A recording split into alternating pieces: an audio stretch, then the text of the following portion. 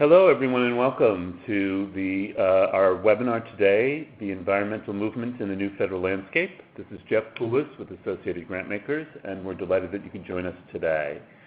As we enter into this webinar, I just wanted to share with you what our plan is for this call today, the agenda, and who you'll be hearing from. So as I said, I introduced myself, Jeff Poulos with Associated Grantmakers. We are recording this call, and we will make the recording available for funders upon request.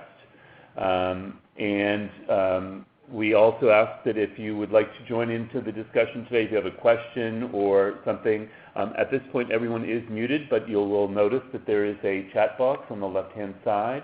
You can join the discussion by submitting your questions through the chat bubble on the bottom left-hand corner. Today we're delighted to have with us Ken Kimmell, the president of the Union Concerned Scientists. Ken is here with us. Bradley Campbell, the president of Conservation Law Foundation. And the conversation is going to be moderated by Jenny Russell, the executive director of the Merck Family Fund. Without any further ado, I would like to turn this over to our moderator today, to Jenny. Thanks, Jeff. Can everybody hear me okay? Just make sure that we're on. Yes, we certainly can. Great. Jeff and Ken and Brad are in an office in Boston, and I am speaking to you from Arizona, where I am attending a conference. And just to note that some of the attendees were delayed or canceled due to the planes not being able to fly in and out of Phoenix, given the 120-degree temperature. So we certainly are experiencing climate change, and this call is very timely. We're also in crazy political times. As someone said at this conference, the U.S. system of checks and balances works for a crook, but not for a mad crook. So on the other hand, maybe we should thank Trump for creating such a groundswell of a response. As many have said, in crisis is danger and opportunity. And today we are privileged really to hear from two fantastic environmental leaders from the Northeast who lead very prominent nonprofits, and they will go into both of the threats and opportunities before us. So I will briefly introduce them, and then they will each speak for about 12 minutes, so we have plenty of time for questions and discussions. Given the, as Jeff said, given the large numbers on the call, we ask you to type in your questions in the chat box so we can get to as many as we can. So previous to the Union of Concerned Scientists, Ken Kimmell was commissioner of the Mass Department of Environmental Protection and served as general counsel to the Executive Office of Energy and Environmental Affairs under Governor Patrick. But before that, he spent 17 years as an attorney specializing in environmental, energy, and land use issues. Ken today will talk about what we should most be concerned about, the coordination of national NGOs and what they are doing, and some of the offensive strategies that they are taking on. As you can see from Brad's description, he also has been a longtime environmental attorney and public servant for the state of New Jersey, the Mid-Atlantic region, and the federal government. He also has litigated on behalf of low-income communities, a number of contamination issues. And Brad will speak about the new normal we are in, the role of the states, and the linkages across sectors that it's building. So with that, I'm going to turn it over to Ken. He'll speak for about 12 minutes, and then we'll go to Brad, and then we'll open it up for question and discussion. So Ken, take it over. Terrific. Thank you, Jenny, and thank you, Jay and Jenny, for setting this up. It's a delight to be here with you this morning. I hope everyone can hear me okay. When we think about the Trump administration, the image in our mind is the image of a wrecking ball. We've seen the wrecking ball already land some blows on the issue of the norms and expectations for appropriate behavior. That has been a solid blow that has landed. This wrecking ball is swinging right now at our social safety net, and we will probably know in the next 2 weeks or so, when we see what happens with the health care bill, whether that blow will be successful or not. The wrecking ball swung 2 weeks ago at the idea of international cooperation on climate when the president decided to attempt to pull the United States out of the Paris Agreement. And that wrecking ball is swinging all the time at the issue of science and science-based policies. So what do we focus on at the Union of Concerned Scientists the most? Certainly the pullout of the Paris Agreement was a terrible blow. Fortunately, at least so far, we have not heard other countries say, well, if the U.S. is pulling out, then we're going to pull out, or we're not going to meet our promises also, and that is very, very good. But on the other hand, as we all know, the Paris Agreement was never intended to be the final resting point for climate progress, and just next year, all these countries are supposed to come back to the negotiating table and look towards actually increasing their pledges, increasing their level of ambition. That was a provision in the agreement that the United States actually pushed very hard to get. So I do very much fear that while countries won't pull out or soften their existing pledges, that the United States decision by President Trump will dampen the enthusiasm for raising the level of ambition, at least in the short run. And I'm going to come back to that problem when I talk about strategies on offense, because I think one of the key things that we need to do is to try to take as many measures as we can outside of the federal government to give confidence to the world that indeed we are still in, and they should keep pressing forward. But I'll get to that in a moment.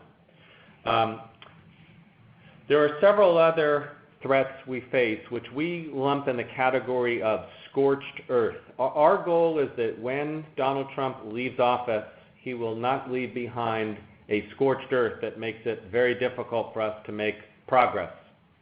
So some examples of scorched earth would be if any of the raft of anti-science bills that are circulating in Congress get passed. These are bills that were routinely enacted by the House and the Senate during the Obama years and vetoed by the president. They have very nice-sounding titles like the Honest Act or the Best Act or the Transparency Act, but they all do exactly the opposite of what they say. What they really do in different ways is tie the hands of governmental agencies to use the best science to protect our public health and safety. And there is one bill in particular that has passed the House, is now in the Senate. It has 2 Democratic sponsors. It's called the Regulatory Accountability Act. And it would add, by our count, about 70 new requirements for a government agency to follow before issuing a new regulation, giving even more opportunities for opponents of these safeguards to sue in court and raise procedural challenges to make an already difficult process even more difficult. So that's an example of a scorched earth type of bill that if it were passed, even when the leadership changes, it will leave behind an environment which would be difficult to make progress in. Another example of scorched earth would be any substantive changes to our environmental laws, in particular taking away EPA's authority to regulate greenhouse gases via the Clean Air Act, or, for example, taking away the authority of states to enact stricter standards than the federal standards. For example, limiting California's authority to establish fuel economy standards for cars. So those types of things are lines in the sand that we and many other groups have drawn.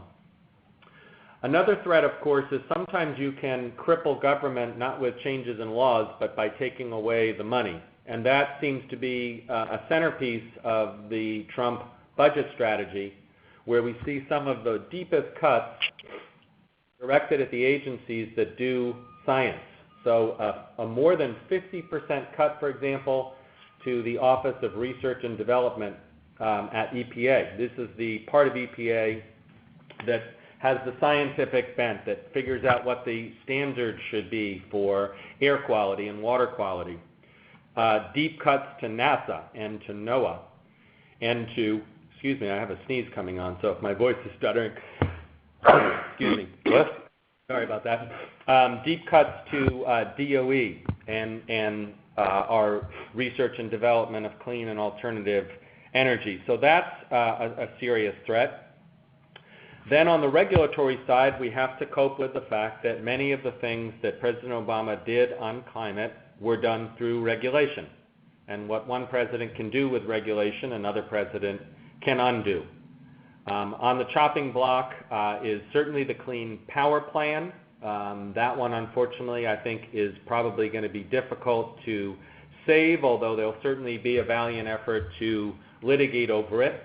Although when I get to the silver lining part, I'm going to talk about what I think states can do to make up for that. The other one that we are spending a lot of time on is the so-called review of the fuel economy standards.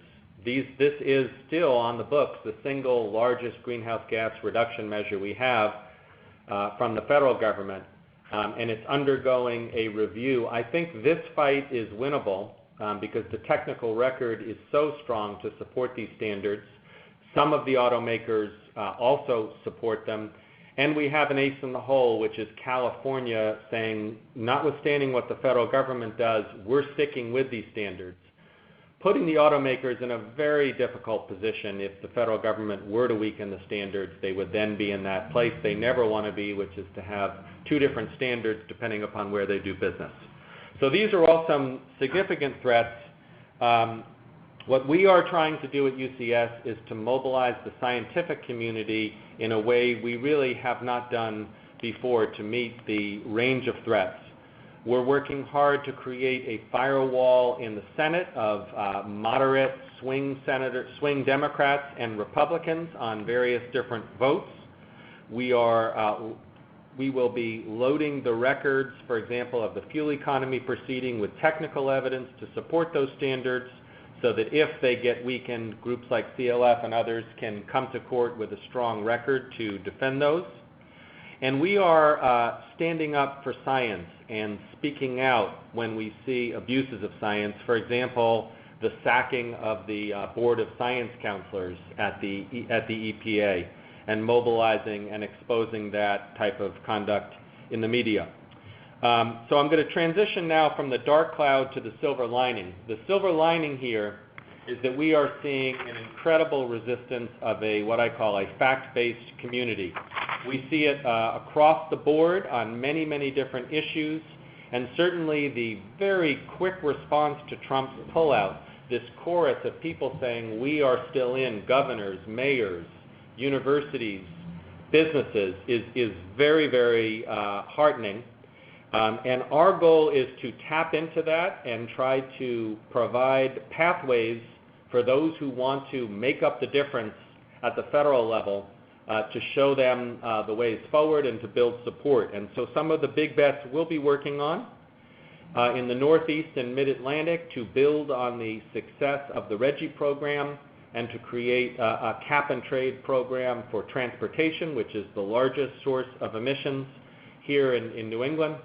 We'll be working in California to implement California's mandated 40% reduction by 2030 with doing a roadmap for how we get there and building support for the next generation of policies that can get those types of reductions. We'll be working in a number of red and purple states to take advantage of the clean energy momentum that we see with wind and solar, with new rounds of policy incentives for energy storage and grid modernization. And we will continue to do our climate impacts work in particularly Republican areas to build up the number of Republicans who want to come out and do positive things about climate. We are excited that there is a bipartisan climate caucus of 20 Republicans and 20 Democrats. Not surprisingly, a lot of those Republicans come from districts where they are already starting to see climate impacts. So we do see a continued focus on climate impacts in strategically targeted areas to get people to pressure their representatives to get on board. So the bottom line is we need to do two things during the Trump years. We need to draw a line in the sand and prevent that scorched earth from happening. And we need to make so much progress at the state and local and business level that we can say as a nation with a straight face to the world that we didn't give up on Paris, we didn't give up on our pledge, we are still in, notwithstanding what Donald Trump does. So I'm going to leave it there. I probably used up most of my time, if not all of it. You had a minute to spare. Okay, good. Ken, that was great. Thank you really very much. And just a reminder to those who have joined the call, we're taking your questions and comments through the chat box, which is in the lower left part of the window here in front of you. And before we turn to Brad, Ken, I just wanted to pose one question about the nature of the scientific community. You said that you really want to mobilize the scientific community to come out in force, which, of course, they have through the march and whatnot. But I'm just curious about the general, what should I say, sort of persona of scientists. This is not their forte, or they've not been sort of been comfortable with this sort of coming out of the closet, so to speak, and speaking out about this. And I'm wondering if you can just comment about how UCS has addressed that and prepared scientists to be more public and to take a stance. Sure. Well, first of all, I wanted people to know quantitatively we've seen a huge upsurge. We have a science network, which is a subset of our membership of scientists who have indicated they want to be citizens and activists as well. Those numbers went from 17,000 to about 24,000 in the last couple of months. But it's not just the numbers, it's also the level and degree of activism. People want to do more than just, sign an electronic petition.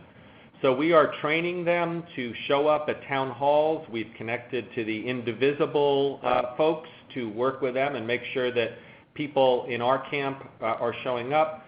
In record numbers, they are writing op-eds and letters to the editor and calling and meeting with their local representatives, and they're carrying the science voice.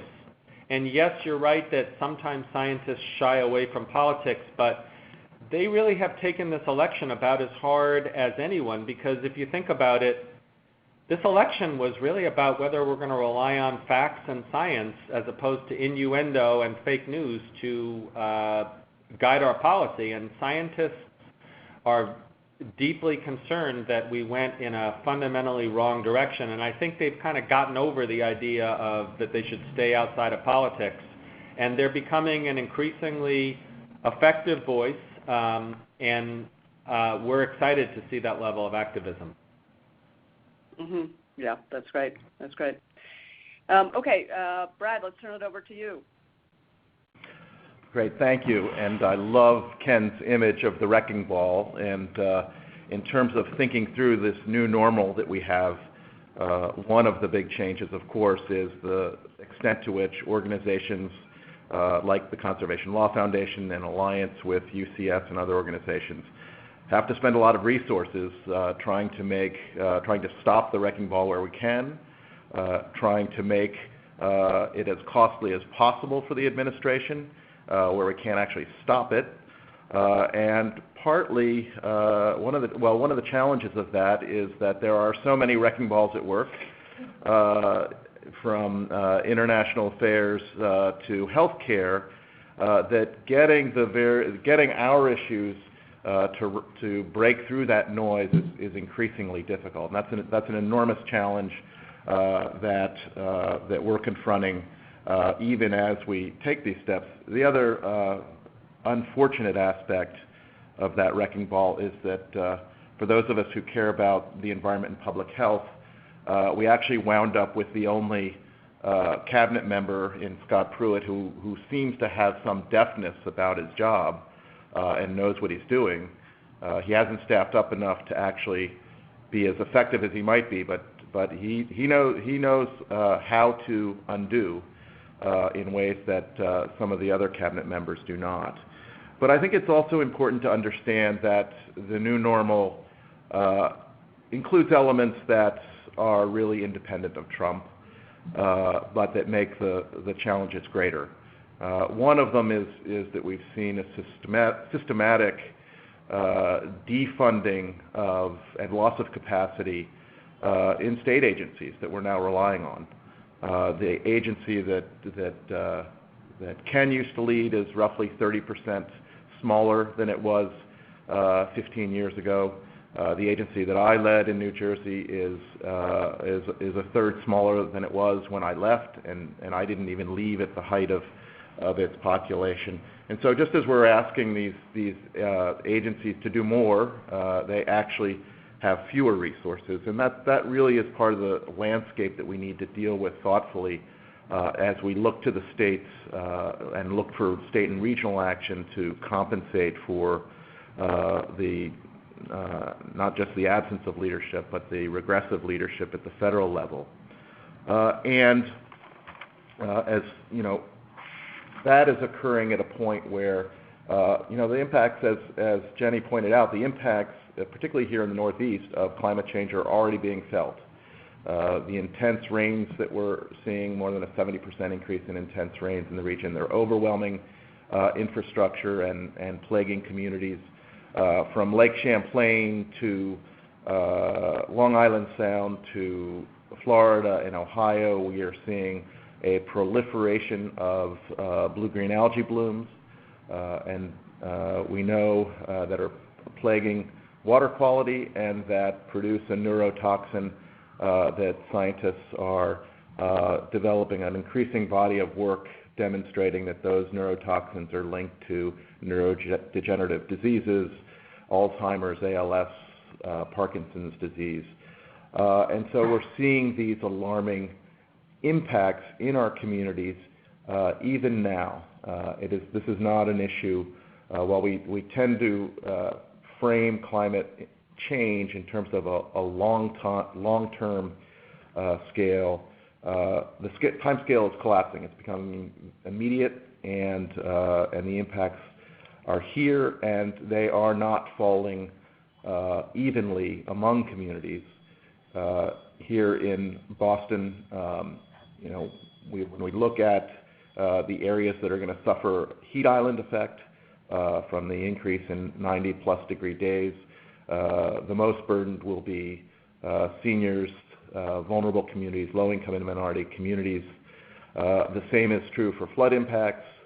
Many of those communities, just as in the Ninth Ward in New Orleans during Katrina, in many cases the areas most vulnerable to flood are those where low-income and minority communities have been developed.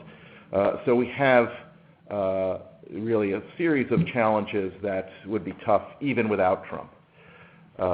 And the one silver lining in all this is that the sheer brazenness and draconian nature of Trump's wrecking ball has created a moment of engagement in the states. And here in Massachusetts, we have a governor who, as a candidate, was at least a climate skeptic, if not a climate denier, who has now, after a lawsuit brought by CLF, compelled regulation of greenhouse gases, he's now shifted his message and is working with us on economy-wide declining greenhouse gas caps, joined the Northeast Climate Alliance within 48 hours of Trump's withdrawal from climate. And we've seen this groundswell, not universally, but it is definitely creating a moment of engagement where communities and states and regions are looking for opportunities to send exactly the message that Ken's describing. And that is truly a shift because, a lot of, if you look at a lot of the state and municipal initiatives prior to Trump, there's a lot of good, well-meaning words and declarations, but not much on the ground change, and I think we're starting to see that change. And just a few examples, as I mentioned, in Massachusetts, we have secured economy-wide declining greenhouse gas caps that we believe will be on track to meet the state's Global Warming Solutions Act. We are looking for other states that have more precatory or less regulatory global warming bills to shift to a mandatory system, and we have a wonderful talking point in having a Republican governor in an economy that is one of the quickest to recover from the 2008 downturn, one of the lowest unemployment rates, also is implementing some of the more progressive climate policies in the country. We also have bills pending on climate pricing, on carbon pricing in most of our northeastern states now. We're looking to get that to be more of a coordinated action.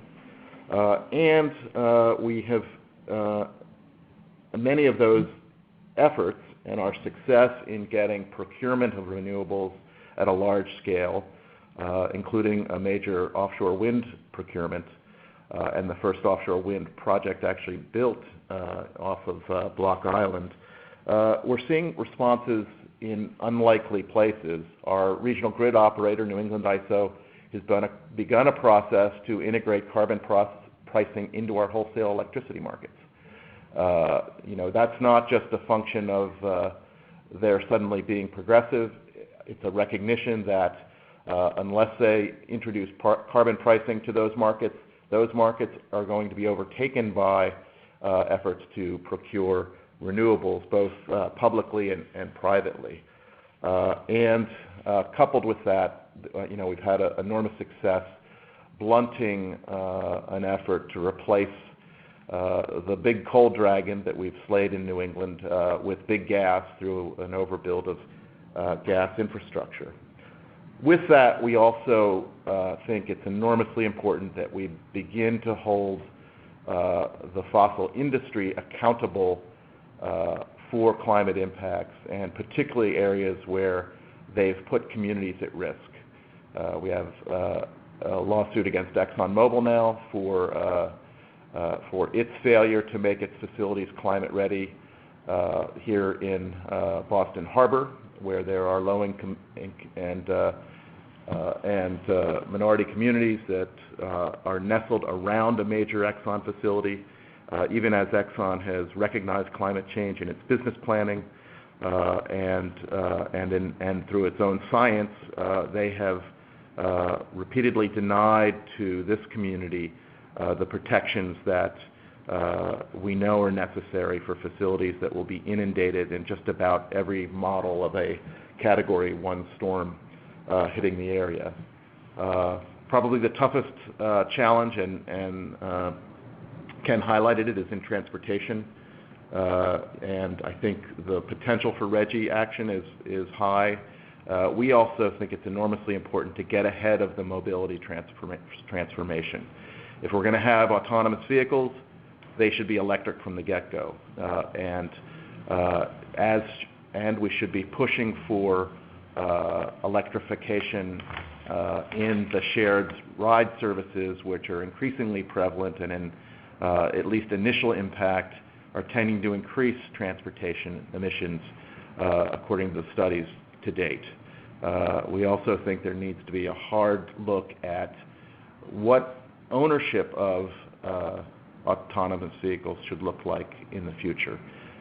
We would very much like to see, and we're pushing in legislation now, to see that autonomous vehicles start out as shared services, that we don't go simply from individual ownership of automobiles sitting in driveways 90% of the time unused to everyone owning an autonomous vehicle that sits idle 90% of the time, and that we maximize the opportunities to use innovation in transportation to really reduce emissions and change the paradigm so that we can take advantage of new technology to propel us along the decarbonization path rather than to create new obstacles along that path.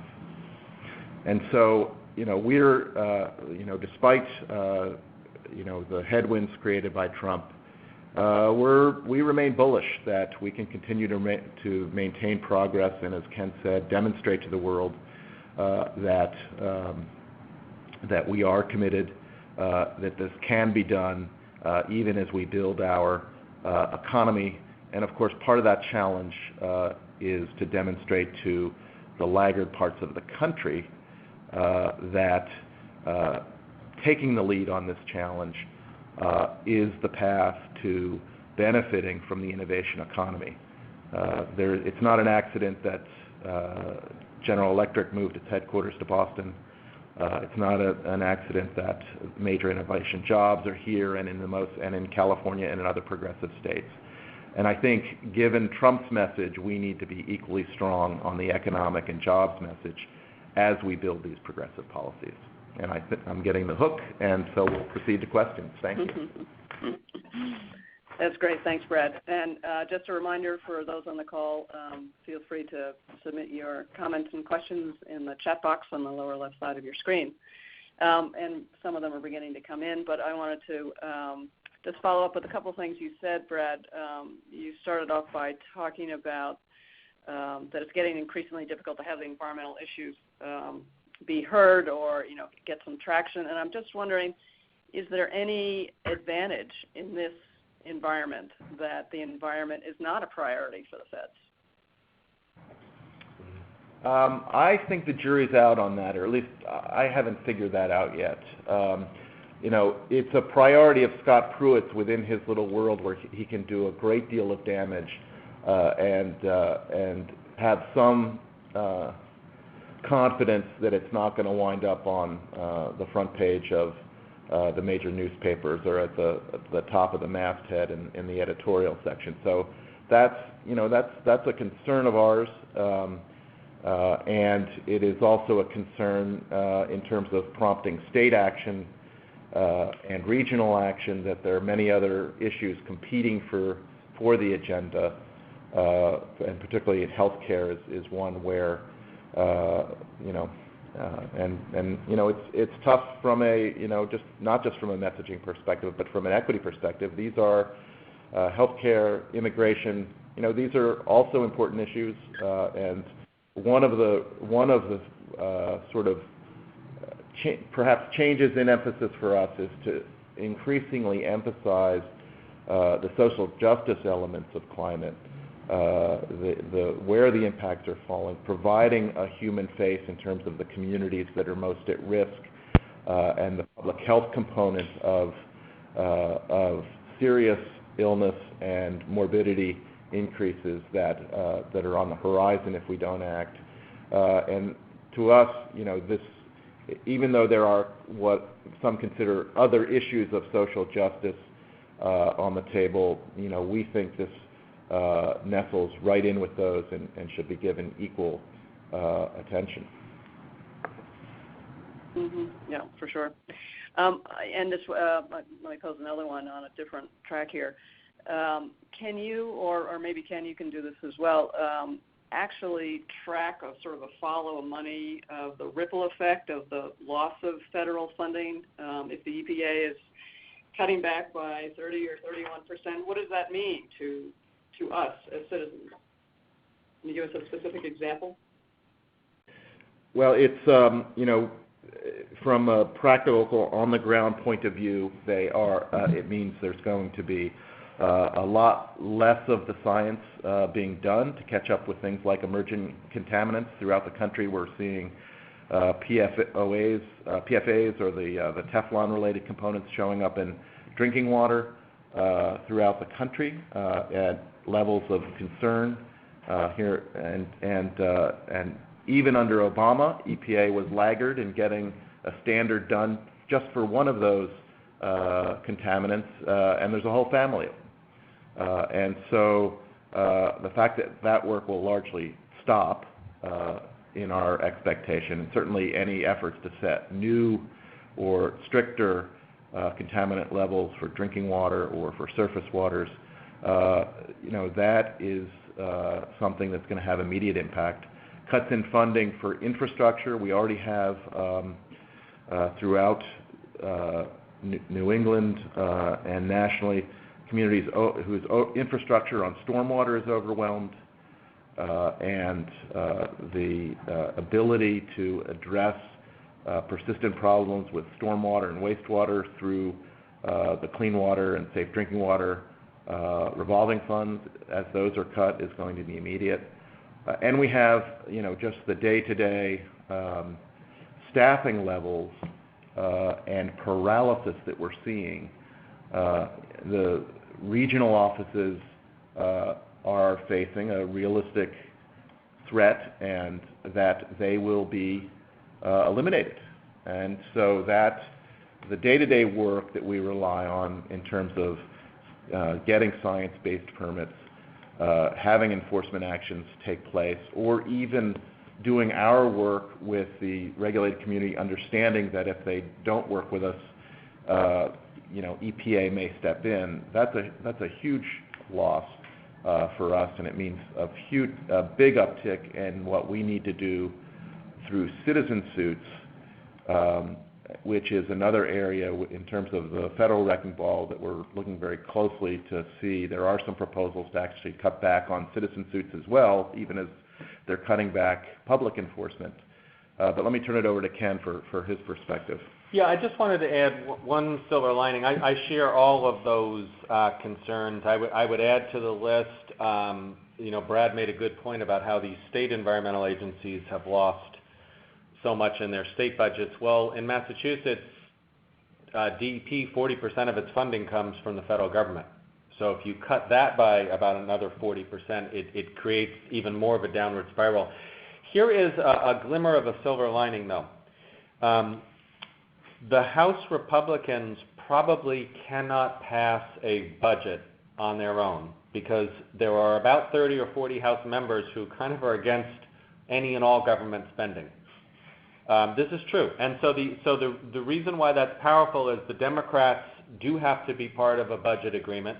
They do have significant leverage. And we saw this leverage used in the temporary budget that was passed in the spring, where Trump had proposed some of these draconian cuts, and there was quite a lot of pushback. So I don't say that to say we should let down our guard. I think we need to really call these things out and explain both to Democrats and Republicans what the real-life consequences are for people if cuts of this nature happen. But what I do want to say is I think the budget is a winnable fight if we play our cards well. Yeah, I agree, and sort of back to Jenny's point about the number of other issues that are circling around and the number of wrecking balls that are around. One aspect of the budget is that, at least on the Senate side, I think the Senate Republicans just don't want another big fight, another big bruising fight on their hands in terms of the budget. So I think there was a little bit too much high-fiving and rooster-tailing by the Democrats in getting a decent interim budget deal. Right. So that probably made me a little less optimistic, but I still think that we have a good shot, as Ken said, at getting a less than draconian set of cuts in the budget. But recognize that even the Democrats were celebrating a mere 1% cut in EPA's budget. Even that level of cut is going to have impact. Mm-hmm. We've got a question coming in from the crowd. It reads, the speakers are advocating both a RGGI-like cap-and-trade system for transportation fuels and a carbon tax/fee. Don't we have to choose one or the other? And I think this has been an issue that provides both confusion and just sort of like, well, what does it mean to have one, and is it an either or both? Tackle that. I'll start. I imagine Brad will have thoughts on it as well. I'm just going to focus on New England for a moment and the Mid-Atlantic. I do think that what's distinctive about these states is, with the exception of New York, they're all relatively small states. To have a big transformative impact, it's really much better if they work together, and I think that is the secret of the RGGI program. So each state didn't do its own, carbon pricing on electricity, recognizing that electricity flows across state borders and is regional in nature. The states worked on a regional plan, and I think it's been a really good model. So all things being equal, we still think that's the best answer for transportation emissions. Now, on the other hand, we know it's going to take some time to put this together, and some states like Massachusetts, there may be some momentum for a carbon pricing bill. So what we've said is, just as the carbon pricing bill in Massachusetts exempts the electric sector because it's already covered by RGGI, You can pass legislation that would provide for a carbon tax, but allow for a phase-out if the state were to join in a regional cap-and-trade program. And so I think there's a way of doing both. We're not urging states to, if they want to pass carbon pricing, to wait for this. We're urging them all to work together to create this cap-and-trade regional program. But there's ways that they can work on both that don't diminish one from the other. And the politics of carbon tax versus cap and trade are interesting and vary whether you're talking about different states or different regions. In some places, a cap and trade polls better. In some places, a carbon tax polls better. The bottom line is putting a price on carbon through either one of those is a better option than doing no price at all. Yeah, and I would just add that, as Ken does, I see them as complementary. The carbon pricing bill is in Massachusetts, does exempt essentially the RGGI sector, and I think there's no single tool that is going to get us to decarbonization. In some cases, it's going to be a market-based regime like RGGI. In other cases, there'll be some room for direct regulation. And in other cases, it'll be fee-based. And so just to look at the power plant sector, we have a carbon pricing bill, as Ken said, that exempts the RGGI sector, but we also have a domestic regulation that ratchets down on the absolute emissions that can be generated in Massachusetts. And each of those, in our view, is complementary and reinforcing rather than contradictory or double dipping.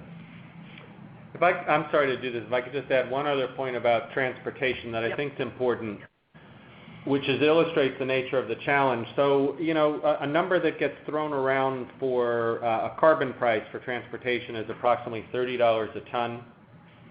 That's 30 cents a gallon at the pump. That is not really going to be enough to get people out of their big cars or into electric cars. And so I just want to underline what Brad said about the need for complementary policies. We're going to need to do a lot of investment in infrastructure, in mass transit. We're going to have to continue to provide incentives for EVs. So carbon pricing is good. It is not a silver bullet that's going to solve this problem on its own.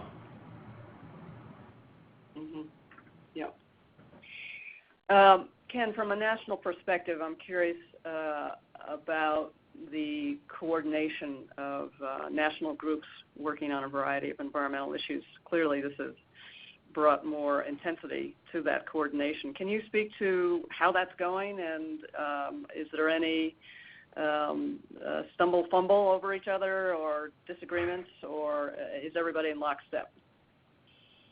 I would say it's somewhere in between those two extremes. But there are three different structures that we participate in that we do think are effective.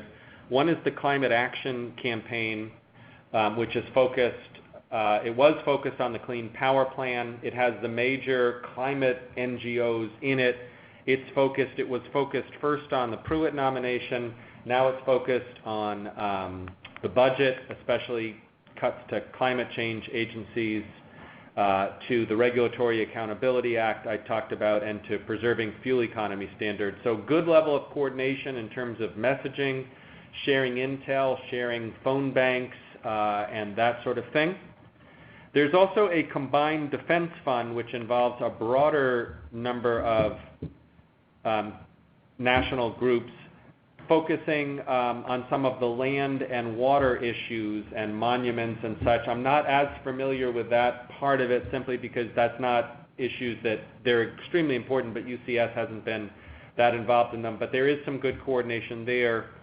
And finally, there is a group called the Coalition for Sensible Safeguards, which deals with all these threats to government science and government regulation. And what I like about that group is it's not just environmental NGOs, it's public health advocates, it's people concerned about worker safety, it's people concerned about financial regulation, and I think there's a lot of power there in that across-the-board mobilization. So I think that we're doing a good job coordinating, but I also want to say sometimes the amount of time that it takes to coordinate everything could be better spent, getting people out and mobilizing too. So there's a limit to how much of it is useful in my mind. So I'm glad we're doing it, but I'm also glad I'm not spending all my time in coordination meetings. Yeah, I would echo that with Ken. I think the happy point is where we're all communicating, but not waiting for permission or to agree on the exact nuance of the language. The one area that I have concerns is that the Trump administration wants to position us, and I mean us, the defenders of science-based rational decision-making, as the defenders of regulation. Right. And to put us in the box of defending the status quo, which wasn't really that satisfactory from our perspective, and Trump demonstrated that there's tremendous resonance in the anti-regulatory impulse, and we have, if you, even before Trump, if you polled people about whether they support environmental and public health protections and safeguards, overwhelmingly off the charts positive. If you ask them, do they support environmental and safety regulation, same thing, negative. And you really can't have one without at least some of the other. And we really have to be careful, I think, as we make Trump's rollbacks costly. We have to make clear that we are defending public health, not defending a regulatory status quo that a lot of Americans, frankly, don't want to defend. Well, that certainly gets to messaging, right? And who's framing the frame? I think that's right. Yeah. Well, yeah, I'm sort of curious about that because that also gets to the coordination of the message. And as you say, Brad, the health entry point has proven to be sort of the most salient, and to get away from the regulatory piece is really important. There is one other piece that works. I'm sorry. No, go ahead. I just want to add, there is one other component of the messaging that does work. Brad is right that people are skeptical of government's ability to do things, and the word regulation brings all that up. They're also, however, very skeptical about whether big corporations are acting in their interest. And so making the point that notwithstanding what Trump said about draining the swamp and all of that, it's actually a government of, by, and for, the oil industry, for example, also has very, very strong messaging potential. And people are inclined to think that some of this deregulation is intended to benefit corporate cronies and people like that. And I think that's a fair line of messaging and attack here. I don't think we're misrepresenting things to say that, given, for example, where Scott Pruitt comes from and who he's funded by. So I think it's the public health protection, and it's the use of words like safeguards as opposed to regulation, but it's also making the link between what's happening and some of the role that elites are playing in it that most Americans feel disconnected to and suspicious of. Yeah, and just to add an anecdote to Jenny's point about the health message, I think there's a role for philanthropy in this coordination as well. I was at yesterday evening. I was at the Grant Makers in Health conference here at the Federal Reserve in Boston. You look at that program, and it is nearly devoid of reference to climate or the environment. And so I think there really is a role, as much as organizations like ours can be a little bit siloed and stovepiped. I think there's really a role for philanthropy too in making sure that those linkages are recognized in grant making. Could you, this is Jeff and Jenny, if I could take a little license here and just ask for you to expound on that a little bit more. In the area of public health, you've referenced it a little bit, but in particular the role of philanthropy and what other linkages they might make. If either of you gentlemen have some additional comments on that, I think given the particular audience you have here, there might be an opportunity to sort of just, sort of make a finer point on that. I think I would make it in two areas. One is just public health consequences of climate, the sort of health risks associated with climate. That's, I think, more of a communications challenge than otherwise. I think there's a second set of concerns about, what are the interventions the public health communities going to need to develop to deal with the lethal impacts of heat island effect or toxic algal blooms and so forth. And related to that, there are many areas where when we look at the social determinants of health outcomes, which is much of the focus of health philanthropy these days, how do you make communities livable, walkable, and so forth. You need to think about climate and environmental conditions and toxic exposures just as much as you need to look at some of the more traditional health issues. Right. And of course, the folks that are the most impacted by climate change are those in the low-income areas and neighborhoods that have been not given a whole lot of attention. But there's also a strong equity piece to that. I wanted to go back to Ken, did you have an addition to that? Nope. Okay. Ken, you mentioned the We Are Still In movement, and it's sort of curious that when you talk about corporations as potentially, the big enemy or gorilla or people don't trust it, businesses are an ally in messaging around what needs to be done, and the We're Still In is an example of that, where I think it's over 2,000 now signers as of yesterday, since the Brexit, as becomes to be known, act happened a couple of weeks ago, and just one of the categories of the signers is foundations. So for those on the call, if you want to join that message, it is available through the series website, I believe. That's the We're Still In document.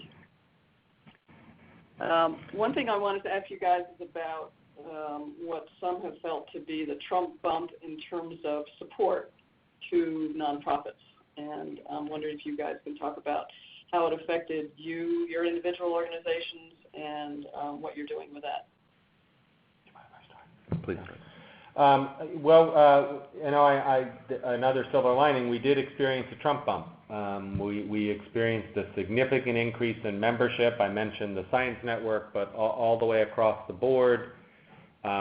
We had a number of foundations who were particularly interested in funding our Defense of Science initiatives, because they too saw this as really an assault on science and really an assault on sort of empiricism and a very American tradition of basing policy on facts and things that you can see and prove.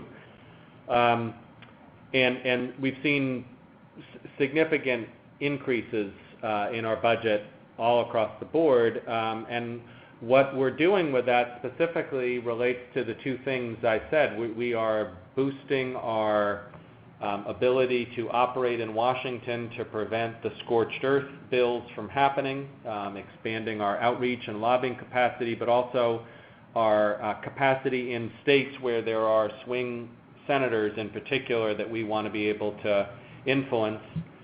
At the same time, we are expanding our capacity to go on offense on some of the key initiatives that we talked about, for example, the regional transportation cap and trade and work in on impacts in some of the red and purple states. So we are finding an outpouring. I do think that there's a lot of groups that have really important roles here. I think, for example, CLF's role and its ability to go to court is really critical.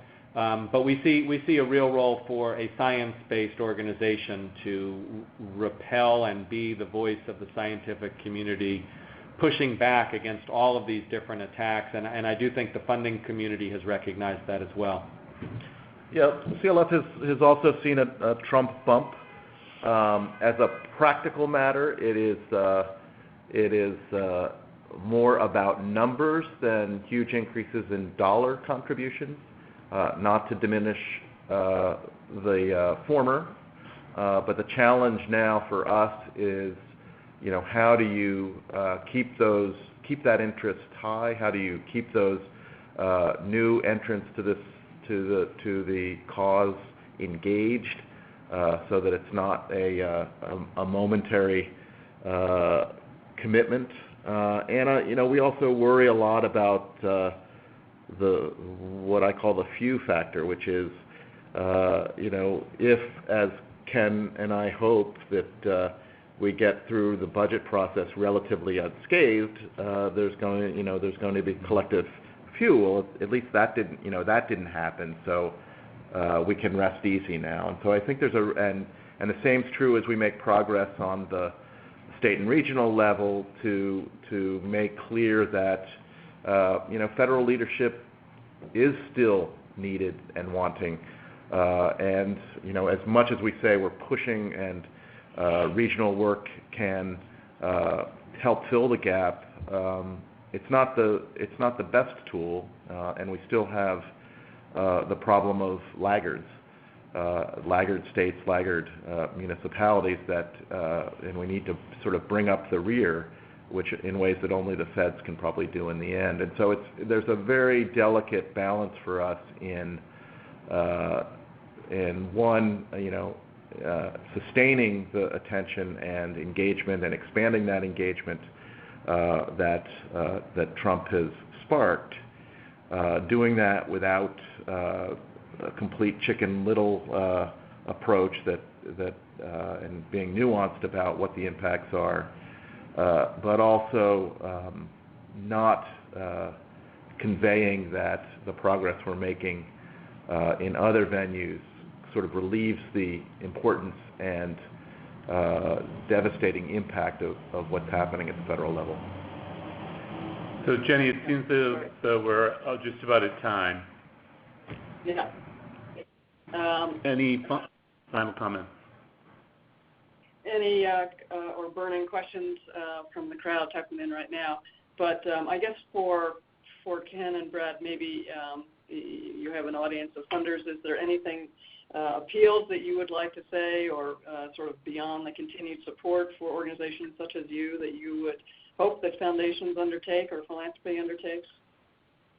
We've got 1 minute left, so 30 seconds. I would 30 seconds each. 30 seconds each. My hope, obviously, we are going to need more resources, and I think it's our hope that there's a collective recognition that even though a lot of funders litigation is not their primary interest, I think we're hoping that there'll be a recognition that there's more need for use of the courts in this climate than previously.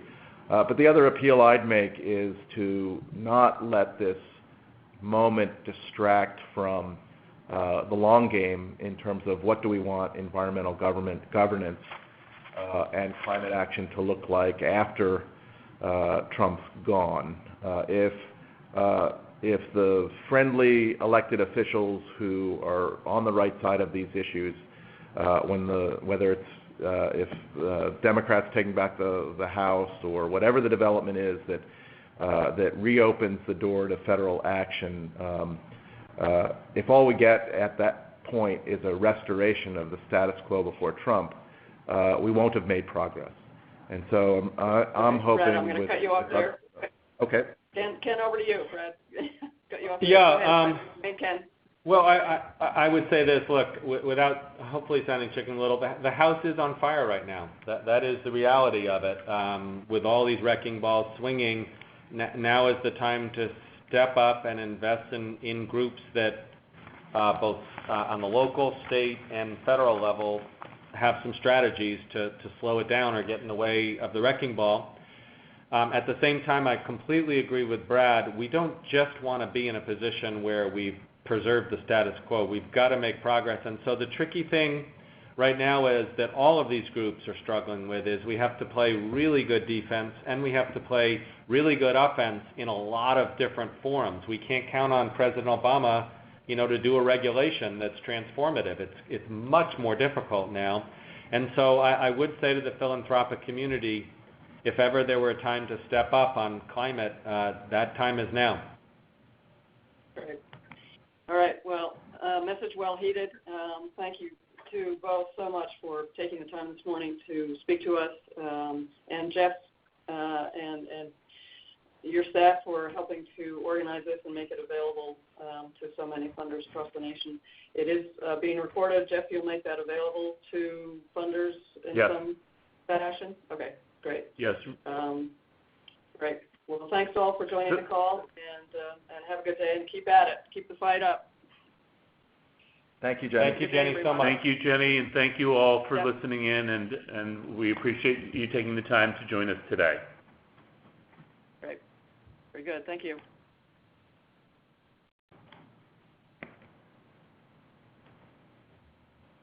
Great. Okay, so Alrighty. I'm still on. Is anybody else still on?